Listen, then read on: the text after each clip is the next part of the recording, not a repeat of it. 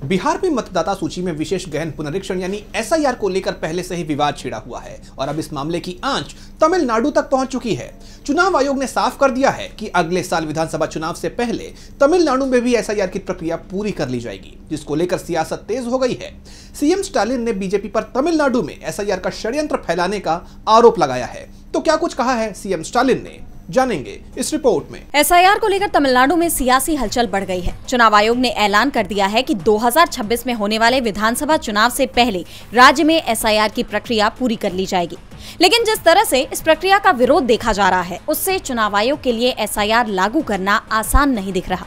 अब तमिलनाडु के CM M के स्टालिन ने डीएमके कार्यकर्ताओं को एक पत्र लिखा है। सीएम ने एक्स पर अपने पत्र को पोस्ट किया, जिसमें लिखा गया है कि बीजेपी तमिलनाडु में भी एसआईआर का षड्यंत्र फैलाने को तैयार है। बिहार में लोगों के वोट के अधिकार को छीनने का ये अन्याय हम पहले ही देख चुके हैं। अब समय आ गया है कि हम सतर्क रहें और दिखाएं कि तमिलनाडु की रक्षा के लिए काले और लाल लोग ही सबसे उपयुक्त है। इस पत्र में कहा गया है कि चुनाव आयोग ने ऐलान किया है कि वो अगले हफ्ते तमिलनाडु में एसआईआर लागू करेगा। स्टालिन ने आगे कहा कि बिहार में जहां विधानसभा चुनाव के लिए मतदान होने हैं, वहां चुनाव आयोग ने एसआईआर के जरिए 65 लाख से ज्यादा लोगों को उनके मतदान के अधिकार से वंचित किया है। डीएमके और इंडिया गठबंधन के दल लगातार चेतावनी दे रहे हैं कि बीजेपी तमिलनाडु में भी चुनाव आयोग को अपनी कठपुतली के रूप में इस्तेमाल करने की कोशिश कर रही है।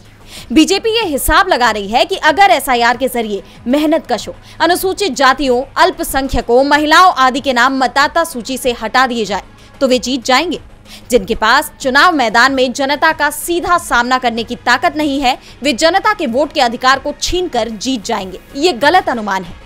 इसके साथ ही सीएम ने अपील करते हुए कहा कि हर मतदान केंद्र पर कड़ी मेहनत करके ही हमें सफलता मिल सकती है।